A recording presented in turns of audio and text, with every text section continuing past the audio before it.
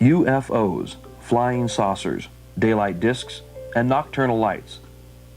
Since the beginning of recorded history, the people of planet Earth have witnessed strange events in our skies. Ever since the first unidentified flying object was seen thousands of years ago, we've searched for an explanation, more often than not making something up to calm ourselves down. In this attempted identification, UFOs have been called messengers of God and chariots of fire. Still others insist that UFOs are extraterrestrial spacecraft from faraway planets and galaxies. With over 600,000 planets in our own Milky Way galaxy capable of sustaining life, the extraterrestrial hypothesis is the most commonly accepted theory. Admittedly, the subject of UFOs has drawn mostly scorn and ridicule from the American press, not so much a disbelief in the UFOs themselves as it is a frustration with the lunatic fringe generally associated with the UFO field, those who insist they know what UFOs are, where they come from, and what their agenda is. Whatever UFOs are, there still is no more of a case for one explanation over another until our government comes forward with the information many believe they have been sitting on since the 1930s. Whatever UFOs are, they keep appearing in our skies year after year, witnessed by thousands of average Americans, people who never gave UFOs a second thought until they saw something strange in the sky that they couldn't explain. In 1990 and 1991, reports of UFOs came from thousands of witnesses in the Soviet Union, Africa, Europe, Canada, Central and South America, and the United States. In the Soviet Union, most reports came from Tbilisi in the province of Soviet Georgia. In Europe, thousands watched a triangular-shaped UFO and white round objects fly over Belgium. A display so big and so spectacular that it was witnessed simultaneously in neighboring countries. This time, the Belgian government and Air Force admitted that the UFOs showed up on their radar screens during the multiple sightings. In the United States, thousands watched the same UFOs seen in Europe as they floated over northern Alabama and the Florida Panhandle. In the next 90 minutes, travel with us across the United States as we meet former Air Force officers in Roswell, New Mexico and Tucson, Arizona. We'll meet other UFO witnesses, scientific researchers, newspaper editors, broadcast journalists, and law enforcement officers who have first-hand experiences with UFO sightings and close encounters of all kinds. We won't try to tell you what UFOs are because we still don't know. Rather than speculate on what UFOs could be, we'll explore how Americans react to them in our program, UFOs, A Need to Know.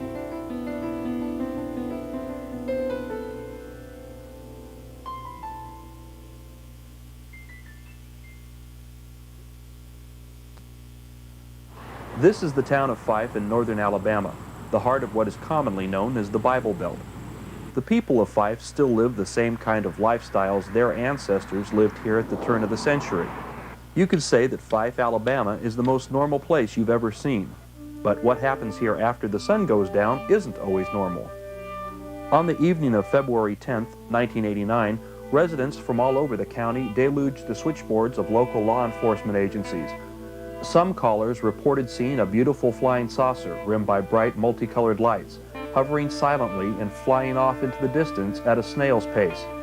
Others watched a large triangular object with 3 large white lights underneath. One local resident phoned the Fife Police Department after watching a crescent and triangular-shaped object pass over the treetops. As the woman reported the object, she asked for a patrolman to come out and look. Fife Police Chief Charles Jr. Garmany and Assistant Chief Fred Works half-heartedly got into their patrol car and headed out to the community of Grove Oak, west of Fife. Before they could reach their destination, they heard officers from neighboring police departments on their radio, all reporting strange objects in the sky, objects that made no sound, objects they couldn't begin to recognize. In less than a minute, Chief Garmany and Assistant Chief Fred Works spotted one of the objects. A lady had called an object in the sky in, and the chief and myself went out to check it out, and we saw a bright white light in the sky before we ever got to her location. And we stopped and watched it. It was like maybe 2 fingers over the horizon, over the treetop horizon, and appeared to be moving at a very slow pace. and it would get brighter and then dimmer, almost like a light turning toward you and then away from you. So we stopped the vehicle and observed it for a few minutes, just, I don't know, 2 or 3 minutes, and decided we would try to drive toward it. We radioed the town down south of us, and I believe their chief was on duty at that time, and he confirmed that he saw the object, and it appeared to have some blinking lights on it, like maybe a red and green colored lights. A police officer from Crossville radioed and said that he told us his location and said that a large object had flown over him at a fast pace, flying in a west and south direction. Well, evidently we were in the path of that object. We stopped and got out and looked back toward the east, and I saw this object coming over the treetops, and it appeared to have kind of a, I don't know, like a white lights on it. They weren't actually shining where they were real bright. You could just tell they were on it, and there was kind of a glow of the lights around it. And I told Junior, I said, there's the object he's talking about. And I said, it appears to be an airplane. And I said, well, I said, it don't look exactly like an airplane. And it kept flying toward us, and it flew right straight over our heads, and it was hard to tell what distance, you know, what height it was. Maybe, we estimated maybe 1,500 to 2,000 feet, and possibly as big as a football field. And it had three huge, like spotlights, kind of triangle shape, with the one being more toward the front. But they were not shining. They weren't shining at the ground. They were like shining back up on the craft itself. So I asked the chief, I said, cut the car engine off. And like I said, there was no other background noises. The car was dead. You know, we shut the engine down, it was dead. And here this big object come flying over, and I mean, if you put your hands up like this, that's about how big it looked to you. Bigger than a beach ball, you know. That's big or bigger. And we watched it fly over us, and then we turned, you know, no sound whatsoever. We watched it go off south and west of us. Never a sound. If we'd have been looking down at the ground, we'd have never known it was there. Fred and I pulled over on the side of the road on County Road 43 and stopped our patrol car, shut the engine off and got out. And at that time, the object came directly over our patrol car, and we were looking up underneath it. And the object appeared to me that it was some 1,000, 1,500 feet higher, had 3 real bright lights underneath it that were shining not on the ground to illuminate the ground, but shining back up underneath the craft to illuminate the craft itself. And there was some lights around what I call the face of the craft or the crown of it, whatever you may call it, appeared looking up through the glare of those other lights. Maybe green, blue, or red, or some of them might have been white. It was a large craft, and it had no sound whatsoever. It just continued didn't descend or pick up any speed or anything, just a steady speed, just right over us, and went right on out of sight. Sometime after that, now after '89, of February the 10th, we had several calls. The night of February the 10th, we had several calls, and they've been scattered reports ever since then. I had a person come in just last night. Marty Roberts in the Grove Oak area came in, and he described this object to me and drew me a diagram of it on a paper, and it was something similar to what I had seen on February the 10th of '89. And he's seen that this past date. A lot of the people who are telling the stories are people that I know personally and have known for a lot of years. And I don't have any reason to doubt what they say they saw. But nobody is telling me what it is. They don't know either. They just know it's something that's very unusual. Even more compelling evidence comes from this documented case where unidentified flying objects left physical traces of their presence. I was driving home from work about 9:30 in the evening, 9:30, around that time. And approaching the road that turned off a paved road to my house, I noticed flashing lights in the distance and assumed that they were fireworks. And but was puzzled about why someone would be shooting fireworks in August. You see this at New Year's and the 4th of July, but never in August. But I continued on home, turning down a dirt road toward my house, and I got about halfway down the road, and suddenly, in the distance, about treetop level, this huge object just lit up. And it was a glowing orange-red color. It was enormous. And so I stopped the car, convinced that I was seeing things, or I didn't know what it was. However, when I stopped the car, it went out. And so I immediately proceeded to go home, went on down the road, and I went a little distance, and it came back on. Just this, again, this huge thing. Then I stopped again. And when I stopped, it went out. And I sat there for a few minutes, and then I started on again to come on down the road home, and it lit up again. And when I stopped the car, it didn't immediately go out, but it did go out. And I decided that I'm not staying, I'm leaving. And so I began reversing up this dirt road with the ditches on either side. No backup lights. I don't really know how yet I made it without going in the ditch, but when I finally reached the paved road and turned around and then looked back, coming toward me at about power line level was an enormous, bright, bright light. The glowing object was not there any longer. It was just this really bright light, and moving very slowly in the direction that I was traveling. And so I immediately took off, and I went back to my office in Fort Payne. I have no idea what I saw, but it scared me to death. It was bigger than my house. It was just an enormous glowing object. There were 6 or 8 pine trees that were affected by whatever this thing was. They had turned a very strange color, the needles on the pine trees.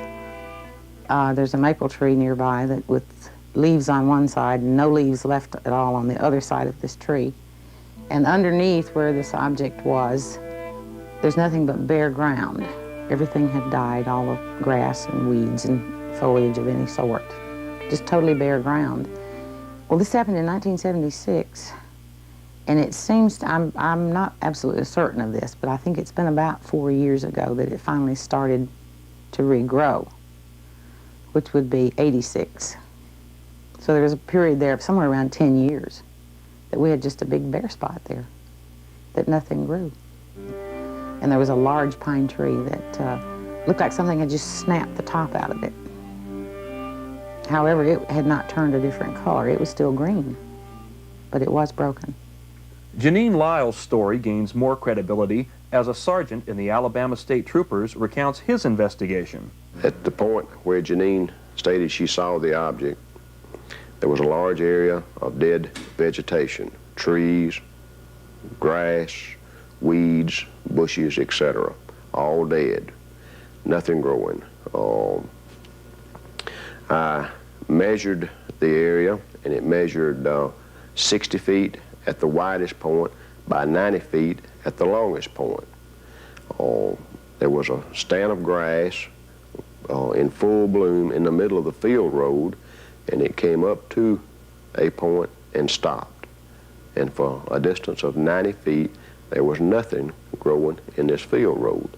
And at the end of the 90-foot span, the grass again was in full bloom. There were no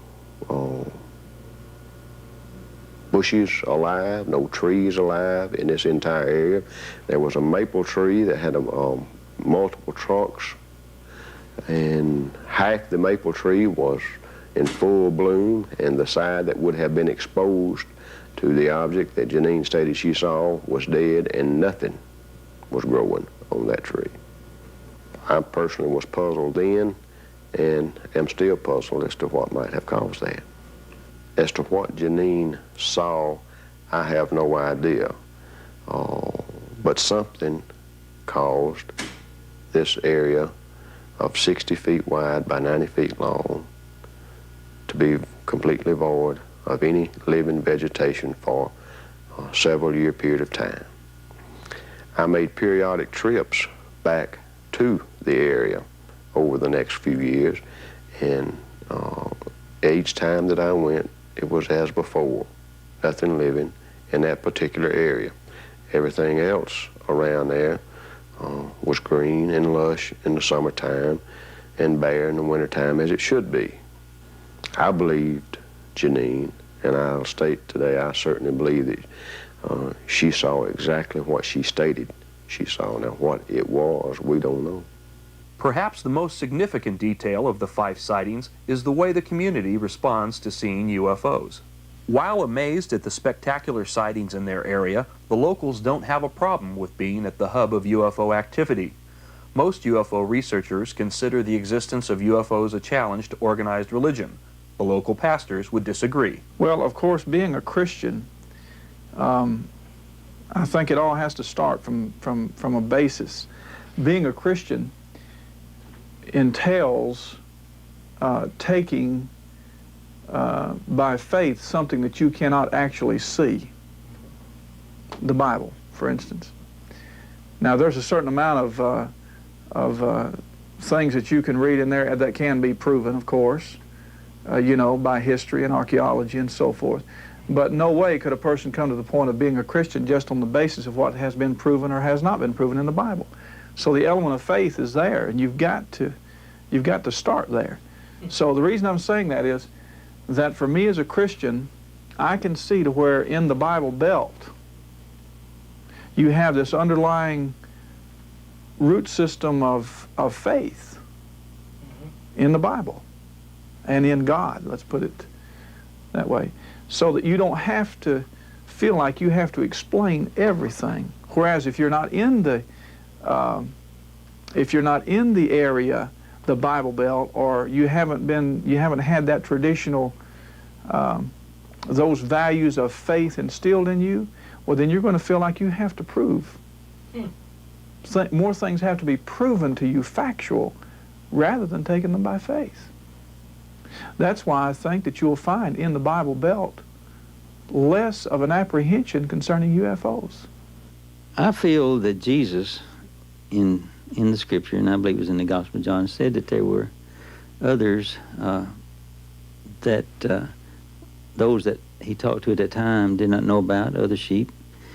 And I feel that they could have been people from other planets, other places, not just necessarily limited to this world. But I think if you want a biblical text proof to say that there is a possibility within Christianity that Jesus allowed the possibility of other life, that would be it. That to some people might not be enough, but it is for me, because I just about base everything that I believe on the Word of God, and He gives me that leeway right there to think about the possibility of other life. For me to say that to teach people here that I've figured God out, there are no such things as UFOs or whatever you want to call them, you know, that's taken license a little too far. Because if I believe that the Bible says that God, the handiwork declares the majesty of God, well then there's no limit to what He can or cannot do. And if I understand my position as a believer, then I have to respect a certain amount of the unknown. You've heard the term Southern hospitality. Sand Mountain is the epitome of Southern hospitality. People up here trust each other. A lot of the things that they do are done by handshake rather than by contract. And they trusted the outsiders too, until the inside edition piece. We sent Jeff Cole down there to see if E.T. has a Southern accent. They came from outer space. I still believe I saw a UFO. Police were helpless. There's nothing that I've ever seen before in my life. And the town of Fife, Alabama, was stunned by the strange visitors. My dog saw it, but he won't talk about it. He went and crawled on the floor, and I know that's what's happened because he talks to anybody. I know when I just had a UFO sighting.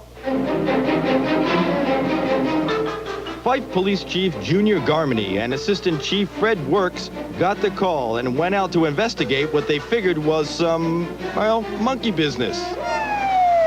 Whatever it was they saw, it will be a long time before Fife forgets the things from out of this world. There's some people that's going to ridicule us for it. Some people disbelieve it. But I hope them people themselves gets to view it one of these days. They may be coming to see you next.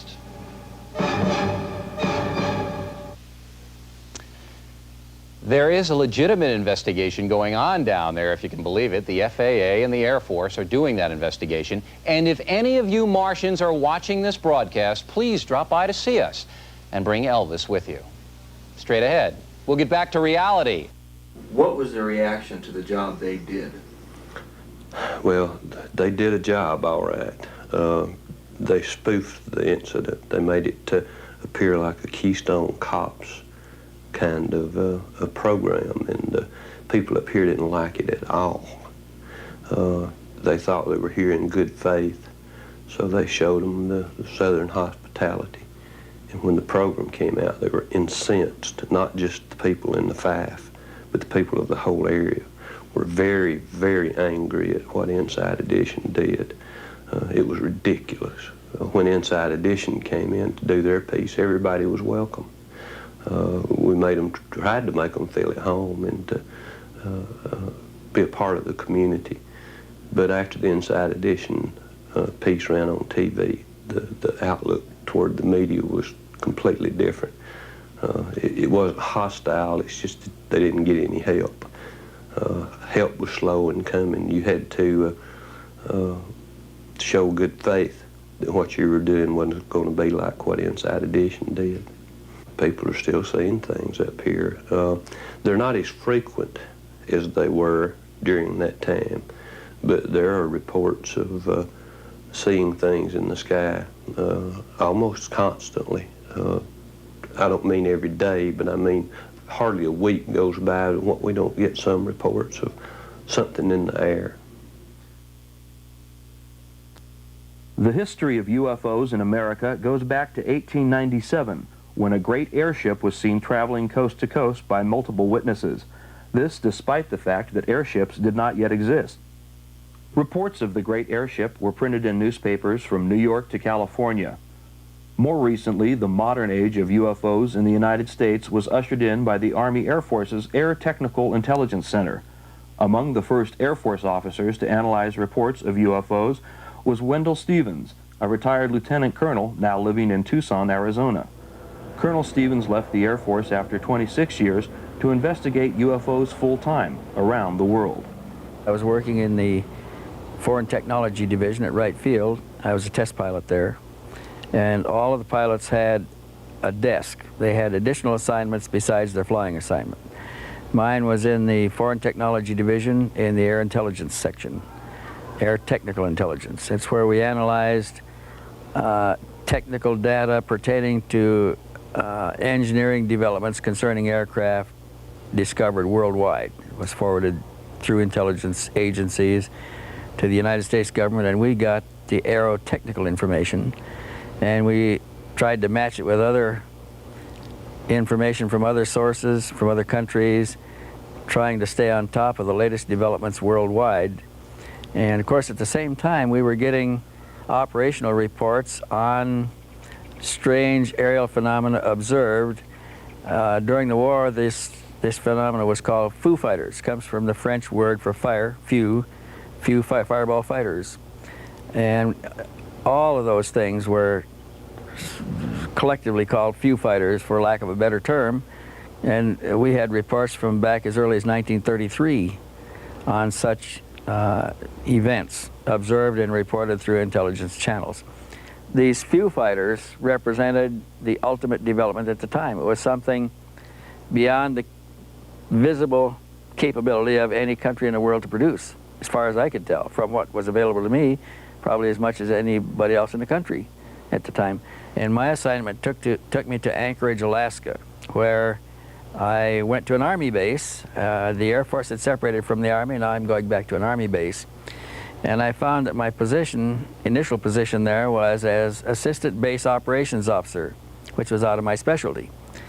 But my primary duty was to supervise a team of technical technicians from the Air Materiel Command, from my parent command, who was up there working a highly classified radar project on an unclassified weather research project.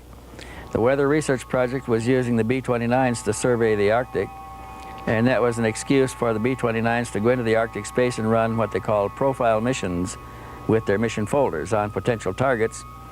They were assigned a grid plan to be flown after that to map both photo mapping, radiation mapping, thermal mapping, magnetic mapping. We ran all kinds of maps simultaneously with equipment installed aboard the B-29s when they were prepared for these missions. Along with that was this special team that I was supervising of civilians that installed a kit of equipment aboard the airplanes, which consisted of additional cameras. It consisted of, all combat airplanes have 16mm cameras mounted in the guns. But in addition to those cameras, we installed other free-mounted 16mm cameras, handheld 16mm cameras, 35mm movie cameras, a 70mm movie camera, and we had still cameras up to a Fairchild K20 that took a picture on an 8-inch by 10-inch negative. That's the size of a typewriter page. These cameras were all put aboard the craft, and each crew member was assigned specific responsibilities with each camera. In case something happened in the air, they were prepared. We also installed surge detectors on all of the electrical systems in the airplane. We had radio frequency detectors that swept the spectrum of radio frequencies. They would search the spectrum for an emission, stop on emission, read it for 30 seconds and cancel it, and then sweep again looking for more until they had copied all of the frequencies being emitted. It would continually scan. Now, when those airplanes returned from a combat mission, all of this equipment was downloaded, and in the debriefing of the crew, if they had encountered anything, or if they had discovered surges on the line, or electrical anomalies, or interference on the radio, or anything unusual, we'd package all of the material into a metal box, and it would be couriered to Washington, chained to an officer's wrist that night. And about twice a month, they came back with reports of something operational in the field of activity we were surveying. They either saw other aircraft in flight over the Arctic under conditions that would indicate strange aircraft, high speeds, far beyond anything we could fly, 1,000, 2,000, 3,000 miles an hour. Objects standing still in the air, motionless.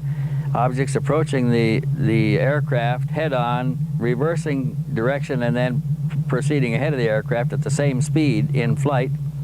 We had reports of disc-shaped objects that paralleled the craft in flight. In one case, we had one that paralleled the ship so close it was behind the trailing edge of the leading wing and ahead of the leading edge of the tail wing in the slot there. And they got pictures of it with all the cameras and with the Fairchild K10 camera too.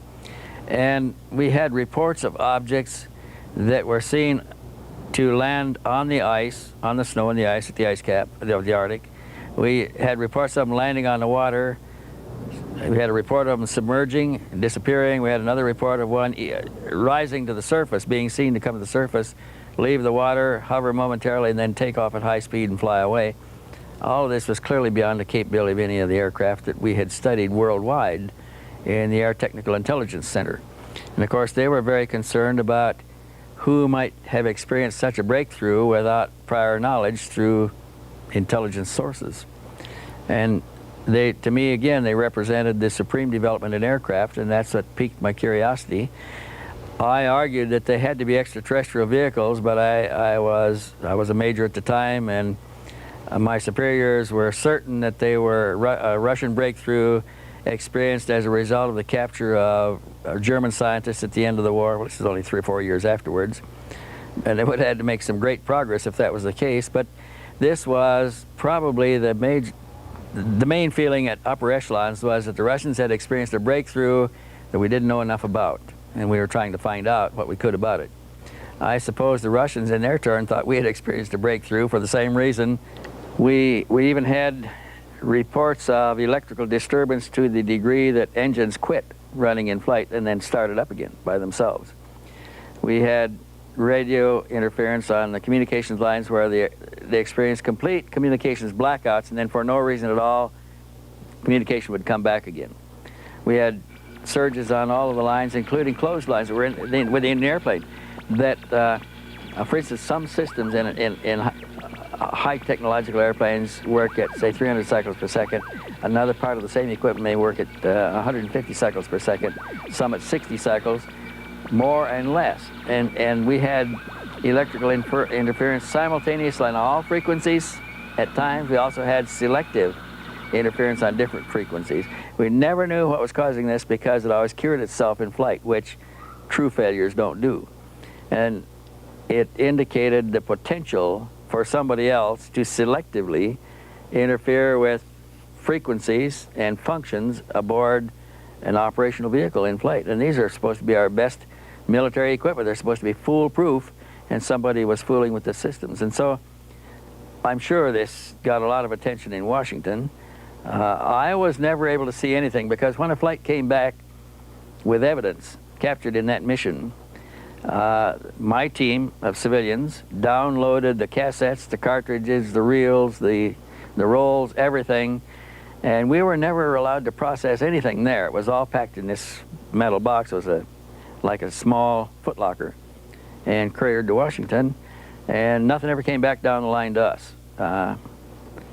We don't know who handled it, we don't know how it was broken down, where it went, but the processing was all done elsewhere. So all I ever ended up with was the stories, but they were some very exciting stories. In the late 1970s, documentary film producer Linda Moulton Howe heard a first-hand UFO account from her brother, then a military helicopter pilot. With details of the story fresh in her mind, Linda began investigating reports of unexplainable cattle surgery and cattle mutilations in the same areas of reported UFO activity. One night that fall of October of '75, I had a phone call while I was actually on the floor with a typewriter writing a medical script. And it was my brother, and he was extremely excited. And the first words out of his mouth were, "Linda, a UFO has set down on the base." And I rarely heard my brother speak with such energy. He was a helicopter pilot in '75 at Malmstrom Air Force Base outside of Great Falls. And that particular night, he had been at a wing party when beepers started going off all over. There was an emergency. And the emergency, as it turned out, was that electronic signal equipment had gone off over a missile silo known as Kilo 7 at Malmstrom. And a sabotage alert team was reporting that a football field sized, that'd be 300 feet in diameter, an orange glowing disc was hovering, or stationary, whatever word you want to use, very low to the top of the missile silo. And that it was casting light that was brighter than daylight. My brother said that the sabotage alert team actually had an argument with the command unit saying, "You want us to go closer than where we are," which was a quarter of a mile away, "then you come out here." And that kind of insubordination got people's attention too, that something serious was there at that missile silo. Jets were scrambled. When the jets got above whatever this orange glowing thing was, it blinked out. The sabotage alert team said, "We know it must still be there, it's just disappeared." As long as the jets were there, couldn't see it. The jets were called back on it came. Began to rise and was picked up by radar until it Dopplered off at 200,000 feet. Well, the next day, my brother said that they sent a team out there to investigate that missile, and that they found that the targeting information in the computer head about where the warhead would go in the world had been changed. And the next day, they took out that whole missile and put in a new one. Same time, around the base, ranchers were finding mutilated animals. And my brother had a first-hand conversation with a flight surgeon at Malmstrom Air Force Base in 1975 when a rancher brought in the back of a pickup truck a cow in which The lips alone had been beveled so perfectly and surgically that the flight surgeon talked to my brother about it and said that the tissue of this particular cow had been drained so thoroughly of blood that it was not even red, it was the palest of pink white, and that he as a flight surgeon had no idea what had happened to that cow. Well, that was 75. The next year, I moved with my family from Boston to Denver. I had a little file on animal mutilations, but the truth was, I really, in my own mind, didn't have any solid connection of thought at all between the animal mutilations and what had happened at Malmstrom with that UFO. To me, in my mind, they were separate issues.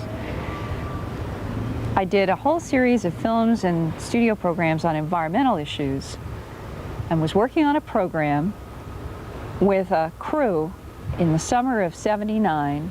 I was actually behind the scenes of a Colorado Shakespeare Festival, as far from this subject as you could get.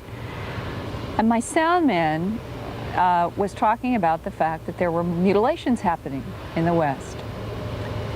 And sure enough, I began realizing that the newspapers had more mutilation stories, and I thought, well, I've got to get to the bottom of this.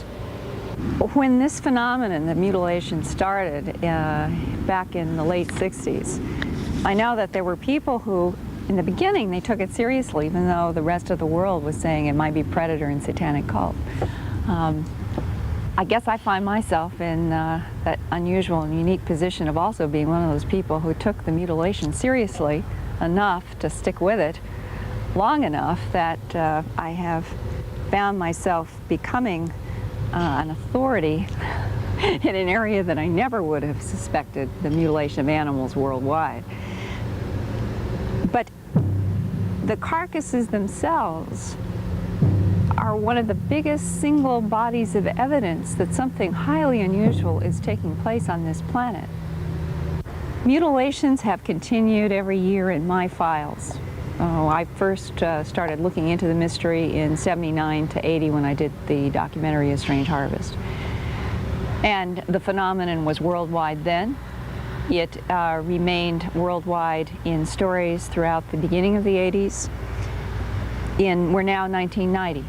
And right here in front of me, I have an article from Associated Press. Cattle mutilations, still unexplained. This is dated August 19th, 1990, Vicksburg Sunday Post, Vicksburg, Mississippi. Here is a story about 2 mutilations in a little teeny place in Mississippi called Guntown. This is 1990, this is right now. One of them, and I talk with the veterinarian, a veterinarian named McMillan in Guntown. Quote, a 500-pound heifer was found in early July with the left ear and 18 inches of skin from its left rib cage cleanly severed. Where the hide had been, a hole was bored through to the beast's heart. And the vet said that he could look right down through a hole in the rib cage and he could see a hole going through the heart. Do we have any technology that could do that kind of a...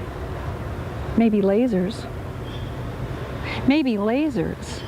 But the big question is, which contingency of the human community is going to be bothering with a calf in Guntown, Mississippi, with laser equipment that could do this? Current day lasers, if the military has it, fine. But this phenomenon started in 1967. Laser technology was lab bench research then, that year. And yet that first horse that was found in southern Colorado in September of 1967, referred to as Snippy, but the actual name was Lady, that horse had flesh stripped from the neck up. The bones were as clean white as if that horse had laid in the sun for months. A pathologist named John Altshuler, who's been working with me recently, was there confidentially. Didn't let anybody know. He looked at that horse and found that the internal sternum cavity of that horse in '67, all the major organs had been removed. And he said the thing that got him, since he had worked medically on cadavers of human bodies and other animals, including cows in his work as a medical student, he said there was no blood, there was no presence of fluid, there was no indication there was dried blood anywhere in the cavity or around that horse. He said how you would remove these kinds of organs and have it be so clean was remarkable to him in 1967. Further, he took some pieces of the mutilator's cuts and took them back to Denver, and under a microscope he said he could see clear evidence of high heat at the edge of the wounds. This is 1967. 1989, he and I work on getting tissues from 9 mutilated animals in the summer of 1989 from Arkansas, Oklahoma, and Missouri. And there was one in December in Idaho, so those were 4 separate states. Under a microscope, he finds the same evidence of high heat cut on the edges of these mutilator cuts. He estimated 350 degrees or above. Well, that clearly excludes predator. And in my own opinion, and with the conversations I've had with law enforcement about the whole issue of satanic cults, I have yet to meet a law enforcement person who privately would say that they thought satanic cults were responsible for this, because there have been too many undercover efforts trying to come up with some satanic cult or somebody who would even give information that a satanic cult was involved with mutilations from Canada throughout the United States, Puerto Rico, Mexico, Central America, South America, Australia, the Canary Islands off the coast of Africa, parts of Europe. I mean, this is a worldwide operation. And in every single case, the animals basically are treated the same. The same things are missing. An ear is missing, an eye is missing. The jaw is either cut like this and comes down like this, and it comes across like this, and everything is removed. We're talking clean bone on an animal that is still warm to touch. The tongue is always cut in a vertical cut deep within the throat. The genitals of the males are usually removed in an oval that is about that big. The cows with udders, you'll see either something like a square or sort of an oval cut and the entire udder is removed, or isolated teats are removed, or some variation on that theme, and the rectum is cored out. Now that's the basic mutilation scenario, and there's no blood or fluid. Blood being drained. Now that was part of the story in the 70s. There were evidence from both veterinarians and from people who had medical backgrounds who examined some of these animals, and they said that on the basis of the tissue, the muscle tissue, that it would appear that the blood had been so thoroughly drained that the muscle tissue was left a pale pink white. In the 80s, I have been where animals have been found, and I have been with people who have studied them, and I would say it's mixed. Some of the animals, the tissue is red, showing that there's the evidence of blood in the tissue, but that in terms of a cut that is as precise as these are, with no fluid anywhere, that in and of itself suggests that something unusual has happened where these excisions have been made. And further along these lines, how is fluid from bodies of all these animals, how is it being taken so thoroughly that there's no residue of any kind? In 1989, in Arkansas, 5 cows were found in a straight line on one farm. Every single one of them had been mutilated. One of those, and all were pregnant, and one of those, the stomach, had a very clean, very precise, extremely pale pink. It wasn't red, suggesting that blood had been removed from this wound. It was a hole cut in the belly of this pregnant cow, and through this hole, the weight of an unborn calf, still in the embryo sac, had come out onto the ground. So you're seeing a cow, and the unborn calf is partly in and partly out of the body. When the farmer saw this astonishing and horrifying scene, he called local authorities in the newspaper. Jim Williamson, who's the editor of the Little River News in Ashdown, Arkansas, sent out his associate editor with a camera. She was the first one there, about 5 hours after the farmer had found them. And she said that the outside of the embryo sac, the cow, the soil, everything was dry. But what really got her was that she reached down to touch this embryo sac, and she was taking pictures, And inside this sac, she could see no fluid of any kind. What evaporated the embryo fluid, also where this calf was found? Those are the kinds of questions that have puzzled a lot of people. Now it's 25 years, we're talking a quarter of a century. This phenomenon is worldwide. It's been going on for decades. There's no one who has ever been arrested. Cattle mutilations and unexplained cattle surgery continue to this day, unabated, around the world. Next up, UFOs and the Las Vegas connection. Meet George Knapp of KLAS-TV, Las Vegas. For 2 years, from 1989 through 1990, George produced several award-winning reports and full-length specials about the UFO phenomenon and those who get caught up in it. Initially optimistic that his programs would lend credibility to the topic of UFOs, his programs were seen by millions here in America and overseas. His programs, UFOs The Best Evidence, Parts 1 and 2, became a hot property on the illegal video cassette market, with more people having seen the illegally copied tapes than originally saw the programs as broadcast. After dealing with the subject of UFOs and high-visibility proponents of the Flying Saucer Society, his initial optimism has turned into pessimism after having his fill of lunatic fringe ufologists. We've all seen so many people in this field where they want to convince you you've got to believe. I'm more of the opinion you put out the information and let people make up their minds. I wrote to President Carter to ask him a couple of questions, and that's a whole other line. I never got through to him either. I wrote to virtually every NASA astronaut who has ever been associated with this phenomenon and never got a single response from any of them. You'd figure you'd at least get a form letter back, and never got anything. I wrote, I'm very disappointed with the Freedom of Information Act, how effective that is too, because I didn't get diddly out of that. Wrote to NASA knowing that they had a certain body of information. I asked for all of it. Well, here it is, here's all of it. And 6 months later, somebody else asks for all of it, and they got a lot bigger pile of all of it than I got. So I think, there's very few checks and balances on that. They give you what they want in that system. I asked for my own FBI file. I know that there is one there. I've covered the president on a number of occasions. I know there have been some background checks. I know I've been mentioned to the FBI in the course of investigating various stories here in Las Vegas in association with organized crime. They have no file on me. That was their response. Oh, yes, they do. Well, they do now. Some of the information is very disturbing. It changes the way you view things. It changes the way you look at everything once it hits you what really is going on.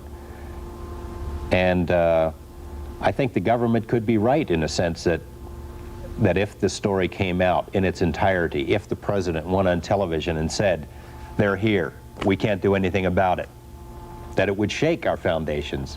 It would shake our belief in religion and shake our belief in government. Maybe people would stop paying their taxes because it would change the way we view everything.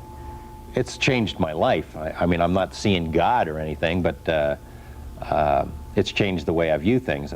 Most controversial in Knapp's UFO report was the story of this young scientist, Robert Lazar. Lazar claims that out in the Las Vegas desert, he worked on operational flying saucers at an area called Site 4. He says it's our country's #1 top secret. I had a casual meeting with Dr. Edward Teller while working at Los Alamos National Laboratory in New Mexico. He referred me, after several years, to a job out in the New Mexico desert, a place known as S4 near Area 51, where many top secret government projects had their home base, essentially. Edward Teller is the director of the program, and I think someone approved by Ed Teller, someone suggested by him, I think that carries enough weight in itself. I had a fascination with small jet engines. I had built and installed a jet engine in a little Honda Civic, a small car. It made the front page in the local Los Alamos paper, The Monitor. Coincidentally, and in fact on the back of that front page, Ed Teller was giving a lecture on SDI, and I believe that was June 1982 at Los Alamos. As I was walking up to the lecture hall, I wanted to hear what Ed Teller had to say. As I was walking up to the lecture hall, I got there relatively early, thinking there would be a fairly large turnout, and as it turned out, there wasn't. I got there about an hour and a half early, and Ed Teller is sitting outside, and he had just bought a paper out of the paper machine, and he was reading the front page, and I thought, well, what an opportunity to introduce myself. I can say, well, I'm the guy you're reading about, I always wanted to meet you, so on and so forth, just to get into some small talk. We talked for a little bit. He seemed interested in some things I had to say, and really just wanted to hear his viewpoints on certain things, and we had a cup of coffee together and a donut down at the cafeteria. That was the extent of our meeting. After that, I heard his lecture, and later, after I had moved to Las Vegas, when I decided to get back into the scientific field and sent out resumes to many other laboratories around the country, also any government research organizations, I did shoot a resume to Ed Teller, too. He called right after receiving it and said, I had directed your resume to someone in Nevada. It's a highly classified project, and they'll be requesting an interview. Within 20 minutes, the phone rang. That was the request for the interview. So obviously, Ed Teller gave it more than a nudge. It was more like a directive that this person will be interviewed for this particular job, and that's the bottom line. So yeah, he did get me into the program. In early 1989, I was already in the program and working at a slow pace, because at the same time I had to go through an extensive security investigation that was like no other I had been through before. I had Q clearance from Los Alamos, and this was something far above it, which I was told was 38 levels above Q clearance. It required an executive order to be signed at that time. At that time, that executive order was signed by Ronald Reagan.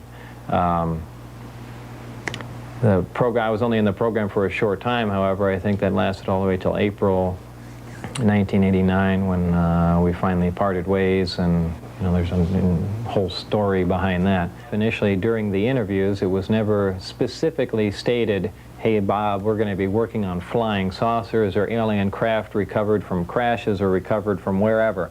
The job title was a senior staff physicist. I was to be working on advanced propulsion techniques. Certainly when I made a few trips out there, began reading briefings, things dealing with the origin of the craft, the race or the type of aliens that piloted the craft, specifics on what these looked like, what their physical structure was from autopsy reports, things of this sort. Seeing the hardware, I realized that this is not a research effort, that this is back engineering, and that we have the device, the craft itself, and we are working backwards to find out how it works. They have the finished product and really want to find out the manufacturing technique, the basic physics in it, and it became very obvious what we're working on. But it was strange that even up till the very end, really no words were said about what was going on.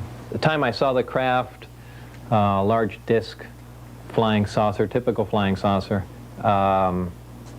even that I basically put out of my mind, thinking, well, this obviously is a creation of the government, some sort of advanced type of flying vehicle, maybe an advanced fighter of the future, and this explains all those crazy flying saucer stories. People just seeing tests of this craft. The real striking part was when I saw the interior of the craft and noticing that the seats and everything were extremely small, obviously made for a small creature or children. Obviously they wouldn't let children in there, but that was before I got heavy into it to see that we're talking about strange languages and things and technology that doesn't even exist, and so on and so forth. The information concerning the craft itself, just the hardware, is very compartmentalized. There's a group that deals with specifics on the navigational equipment, the specifics on the metallurgy of the craft, and the specifics on the propulsion and power system of the craft, which is what my group worked on. That in itself created a focal point for our research and looking into what we were dealing with. So I, in a short amount of time, because that was all we had to look at, really gained quite a bit of information on how things operated. Of course, verifying the employment there is somewhat difficult. Los Alamos denies I've ever worked there, as does Kirkmeyer, even the subcontractor for Los Alamos. which is interesting. We went back and were able to dig up an inter-lab directory phone book with my name in it. Certainly I got some of my colleagues from Los Alamos to verify that I worked there, but for the most part, Los Alamos has kept everything pretty quiet and even denies that I ever lived in the town, though I'm known by many people in the town and many of the people I worked with, supervisors, so on and so forth. When Lazar went to trial on unrelated charges in 1990, even the judge agreed that Lazar seemed to be a man without a country. We do have a W-2 form of record that shows that he worked for the United States Department of Naval Intelligence. And I also note that he is in fact listed in the Los Alamos National Laboratory telephone directory. It's obvious that it's very difficult to get information on Mr. Lazar from government sources, enormously difficult. A lot more than just UFO sightings have been reported out here in the Nevada desert. Independent investigator and reporter Tony Pelham has spent countless evenings outside the Nevada test site, where he's run across mutilated cows, strange lights in the sky, and unfriendly security guards without ID. The desert up there is full of troops in camouflage uniforms. They carry M16s and they have no identification. They're not Air Force, they're not Army, they don't have any markings at all. And I came real close to being taken to jail a couple of times. So I found that real strange. You know, I heard all types of theories about who they were. But they would challenge me, and then I would challenge them. When they would approach me, they would say, "What are you doing here?" I would say, "What are you doing here? You're on BLM land. You know, you're roaming around outside the secure area." My opinion is that the government is hiding something that's a lot more secure than anything similar to the stealth or the U-2 or that type of thing. I mean, I don't know. I don't know if there's an underground alien base up there. I don't know if they are UFOs or aliens. I just know that they have got security up there that's far beyond what you see around any military type installation. And I don't understand why the uniformed security guards with M16s don't have markings. And when I ask them, "Are you with the Air Force? Are you with the Army?"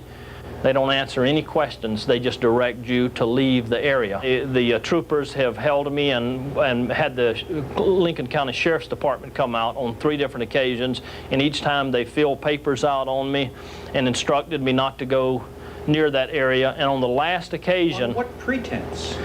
That I have no business near a secret facility. And I explained to them, I'm not even within a mile. I'm on BLM land.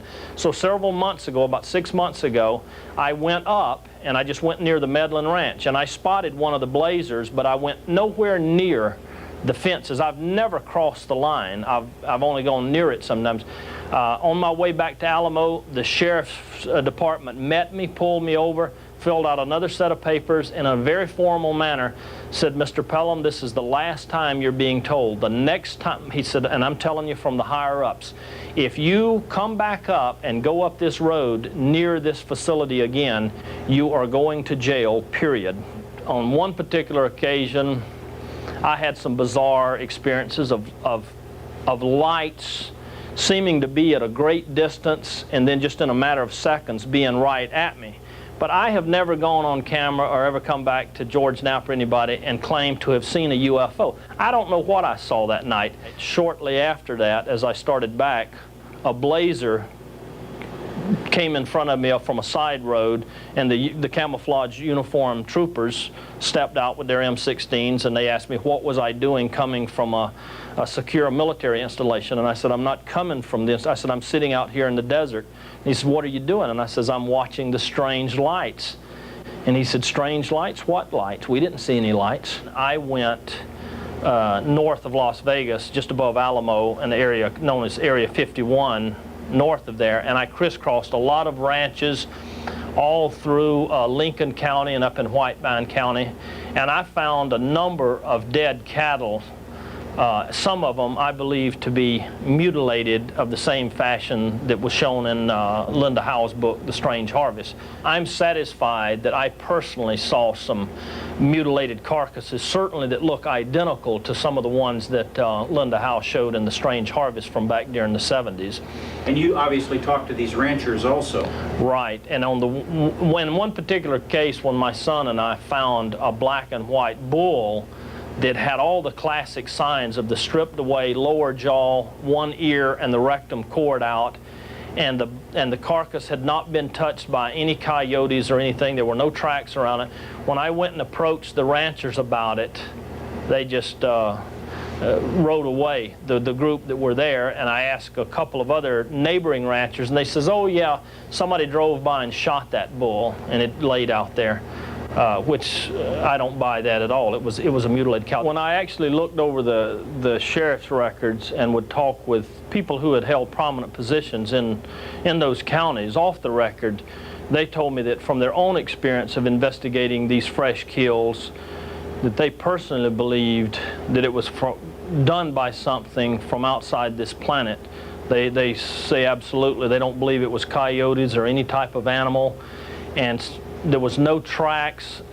There was just no way anybody could have gotten into the area and done this type of mutilation without being seen by somebody or caught, or at least they would have left some tracks. And the fact that there's been thousands of these mutilations around the country and not one has ever been solved. Not one. There's not one sheriff's department or police department that has one solved. And so, like I say, these people that hold positions in the community, they don't want to go on a TV camera and say, yeah, I think it was done by some type of aliens. But off the camera, they say that they believe, because at the same time, the strange lights and the number of supposedly alleged UFO sightings in the area, that there's some connection between the mutilation of the cows and the strange lights in the sky. And all I was trying to do was either prove or disprove that that was going on. And to my satisfaction, I believe that the cows are being mutilated by something that nobody that I know of has explained satisfactorily how it's being done. In July of 1947, the world's first story of a crashed flying saucer came out of Roswell, New Mexico. The story was written and released to the press by Base Public Information Officer Lieutenant Walter Hott, under orders from his boss, Roswell Army Airfield Commander Colonel William Blanchard. I got a phone call from Colonel Blanchard, and he pretty much dictated, not all the verbiage, but it hit the salient points, telling me about the flying disc that we assumedly had pieces of, and who had gone and gotten it, and what was being done with it. And I wrote the release from the information that he gave me over the telephone. A rancher had brought some material in, or had told the sheriff about some material that he had on his ranch that he had found, and the intelligence officer of the base had been sent out to the ranch to pick up this material and bring it back into the base. And that Major Marcel, who was the intelligence officer, was going to fly it onto 8th Air Force headquarters to give it to General Ramey, who was our immediate commander. The remains found were taken by Major Marcel to his home in Roswell, just down the street from Walter Hott. Major Marcel showed the retrieved material to his wife and son before returning to the crash site. This time, truckloads of the wreckage were brought to this hangar, and quickly the building was secured. Well, I went to my normal duty station, which was my building where we normally worked on the flight line, and later on that day I went to the building where we had these flyaway kits stored, and we had been going in there almost on a daily routine basis. And that particular day, there was an armed guard at the building, and we could not get in. What was in that building or why we couldn't get in, it was never explained to us, but we couldn't get in the building that we had normally been going into on a daily or 2 or 3 times a week basis. We all had top secret clearance because we were atomic outfit, and we had all the necessary credentials to do everything that we did on the base, but we couldn't go in that building anymore that day.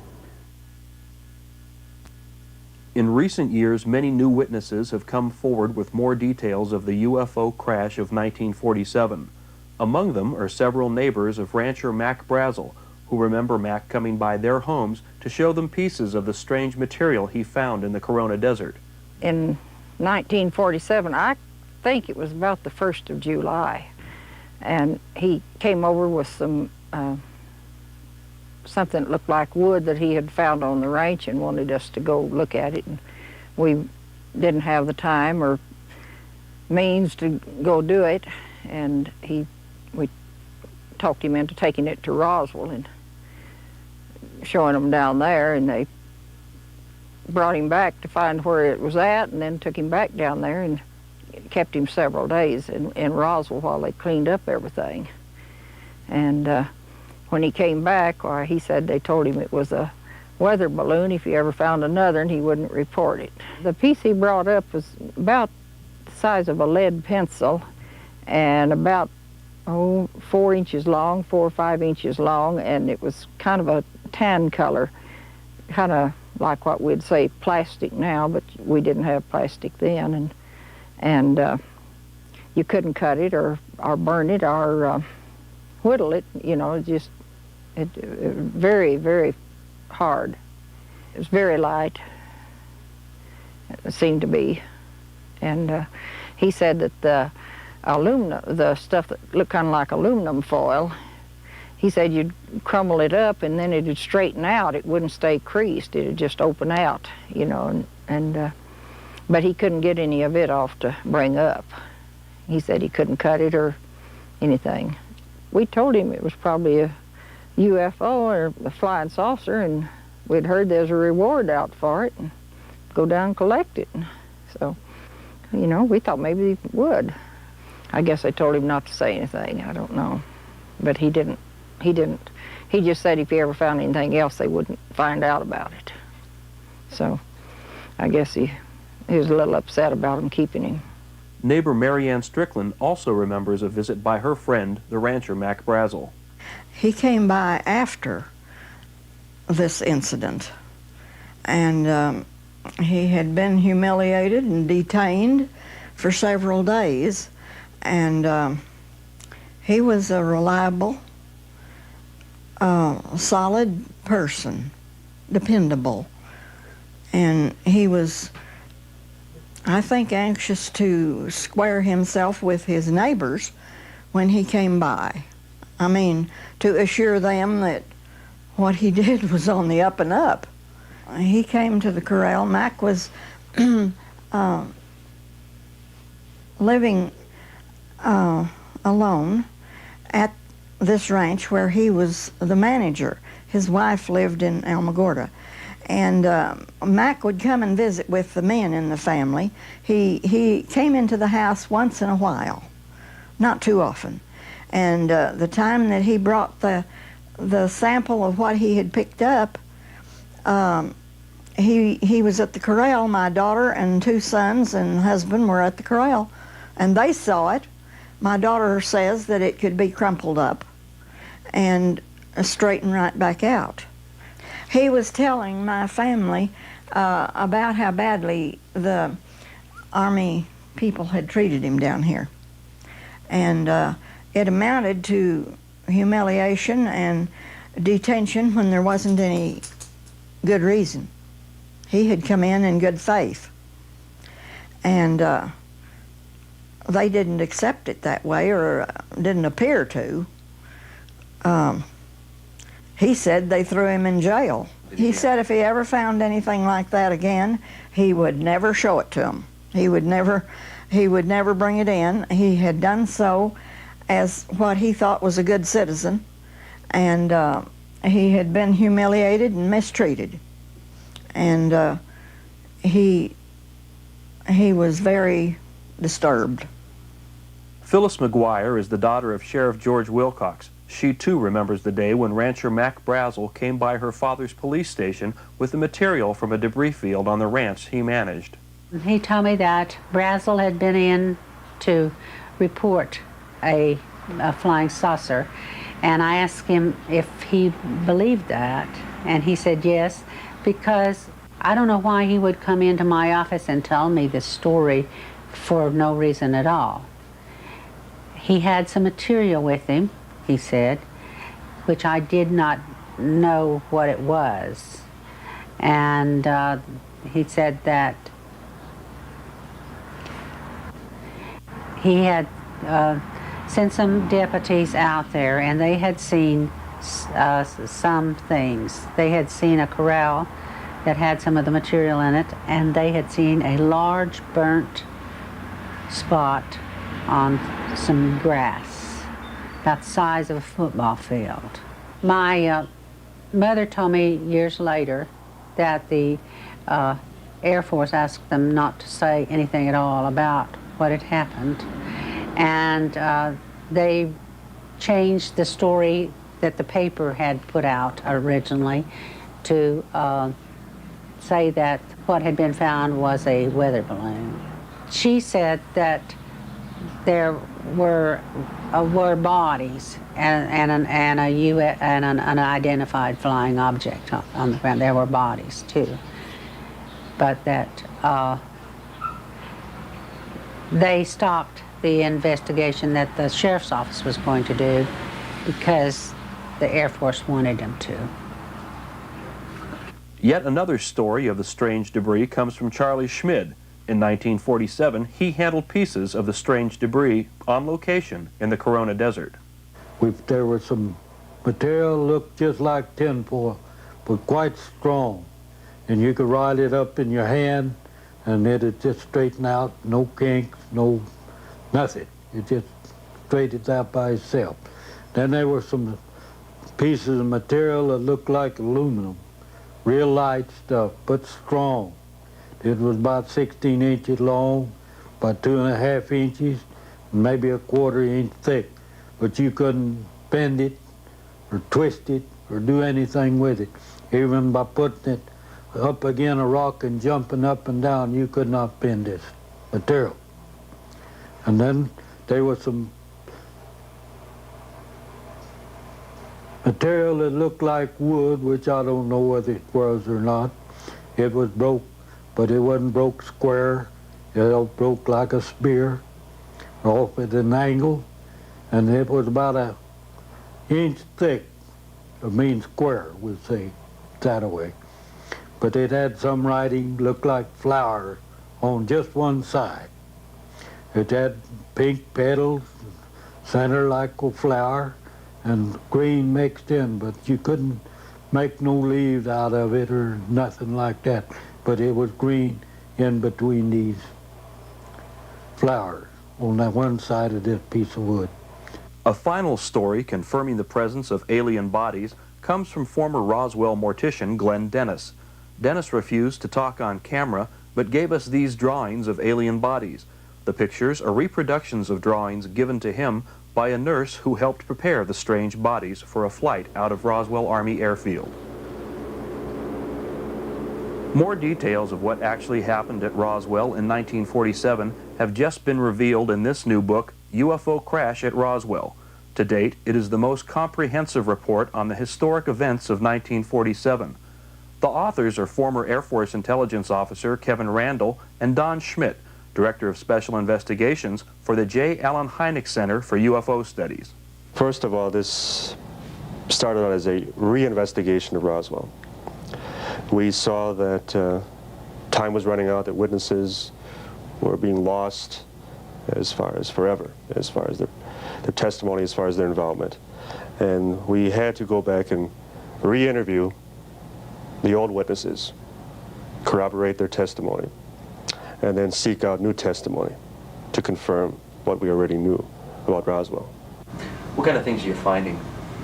We're finding new military witnesses, people who have small bits of the information, people who have been involved in maybe a flight out with some unusual material, people who might have seen something unusual, little bits and pieces of information that when we fit it into the whole puzzle begins to give us a clear picture of exactly what happened in Roswell in 1947.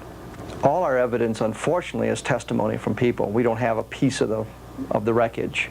But when we put all that evidence together, that makes a very strong case. I think some of the best testimony has come from Bill Brazel, the son of the man that found it. He was involved in some aspects of it. He was involved in finding some additional pieces after the military cleaned up the debris field. Later on, he was approached by the military, and those pieces were basically taken away from him by the military. He likes to say, well, they weren't confiscated, but the officer in charge made it clear that if he didn't surrender them, that they had the authority, or at least said they had the authority, to take those pieces away from him. So we have that sort of thing, but we have that kind of testimony from literally 250 people. So when we put it all together, can all these people be lying? Would all these people be involved in some kind of a hoax or some kind of a joke? And what would be the motivation for it? Nobody's getting paid for any of this sort of thing. And why would the wife of one of the men that was involved in flying the bodies out of Roswell, suddenly when we get to the point where we've identified that her husband was a member of the 509th Bomb Group and he was involved in this, suddenly tell us that she couldn't talk about it, she didn't want to talk about it, and hang up the phone on us if there was nothing to it? And what did her husband tell her before he passed away? So we've got that sort of thing going for us, and I think that's the body of the testimony, the body of the evidence that we have. The wealth of testimony, the video depositions, the sworn affidavits, the deathbed statements that we have, the 24 FOIA requests, Freedom of Information Act requests, concerning specific details about this experience, all paint a picture that I defy anyone to come up with a conventional explanation with proof. Among the first investigating the Roswell crash and retrieval was nuclear physicist Stanton Friedman. Currently combining talents with aviation writer Don Berliner, they too are releasing a new book with other details on the events of 1947. The case that at least one, more likely two, flying saucers were recovered in the central New Mexico, if you will, complete with alien bodies. It's far better than the case against most convicted criminals.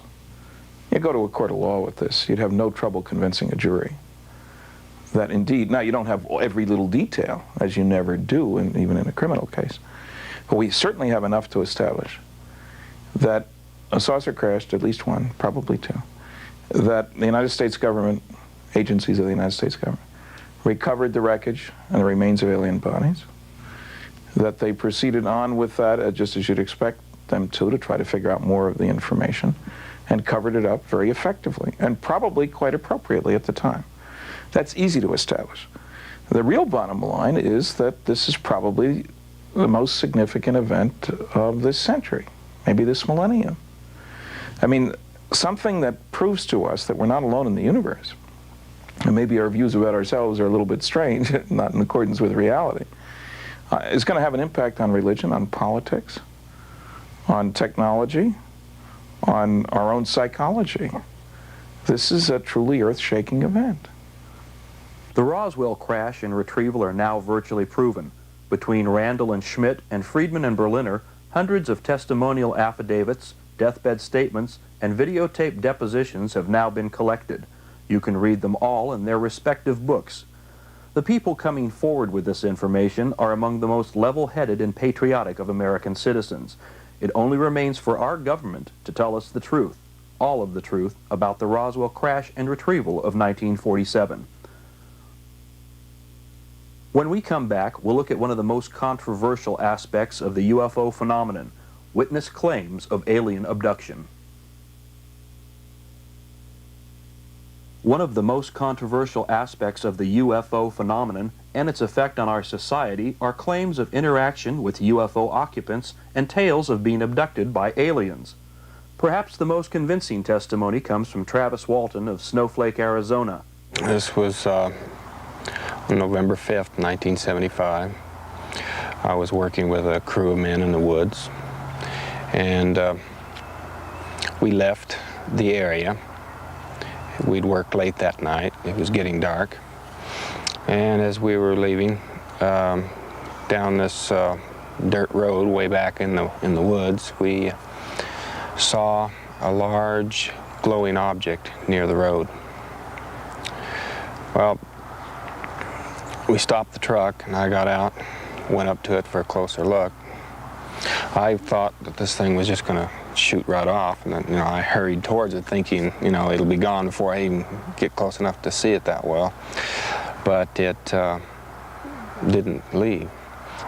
It started to move, and the sound got louder. So I jumped down behind the end of a log there, and I decided I better get out of there. And I raised up, turned to go, and at that instant I just felt a numbing shock. I blacked out. Men in the truck said they saw a beam of energy come out of the craft and hit me in the upper body, knocked me through the air. When I regained consciousness, I was on board the craft, apparently. I came to kind of slowly. I was kind of groggy. I didn't regain consciousness real quickly, but when I finally got where I could see, I saw these creatures standing over me. And I became hysterical instantly. I knocked them back and jumped away from them. They started towards me. I screamed and made threatening gestures, and they stopped and turned and left this room. They had gone to the right, so I ran down to the left. It was down a curving hallway. I ran by some other doors, and I came to another door, and I kind of got to control myself a little bit. I kind of panicked there for a minute, but I stopped, went in this room. It was a very strange room. You could see the stars projected on the walls, or maybe you could see them through maybe some kind of a viewing screen or something. I don't know. But there was a chair in the middle of this room that had some controls on it, and I went up to that and tried to see if I could figure a way to open a door or get out of there or something. Another being came in at that point. The first creatures that I saw were very, very different from us. They were short, you know, less than 5 feet in height. They had large, bulging craniums, kind of a chalky white look to their appearance, very large eyes. He took me out of that room that this was parked in, down a hallway to a smaller room where there were some other people like him, and they put me down on a table, and I struggled with him, and I was knocked out, made unconscious with a kind of an oxygen mask-like device. And the next thing I know, I wake up on the road. Well, I know the Travis Walton case is a particularly striking case, and mainly because of the 6 witnesses. 5 passed in flying colors. An examination by a polygraph operator who was under the impression and the suspicion that they had murdered the then missing Travis Walton. And that investigator, who was a police polygraph operator, told me that if there was any defrauding or any kind of a conspiracy to produce a hoax, these 5 did not know of it, and that they were telling the truth when they told the story about Travis Walton. He remembered very little of the 5 days. But it wasn't what he remembered, but it was the fact that there were so many witnesses that had been examined in that particular way. I think that puts it down as one of the principal and most persuasive of the abduction cases. Seeing UFOs or believing in them is a personal experience. The interpretation of paranormal experiences is individually subjective to the percipient. Their interpretation of the experience, positive or negative, becomes their belief. Their belief becomes their reality.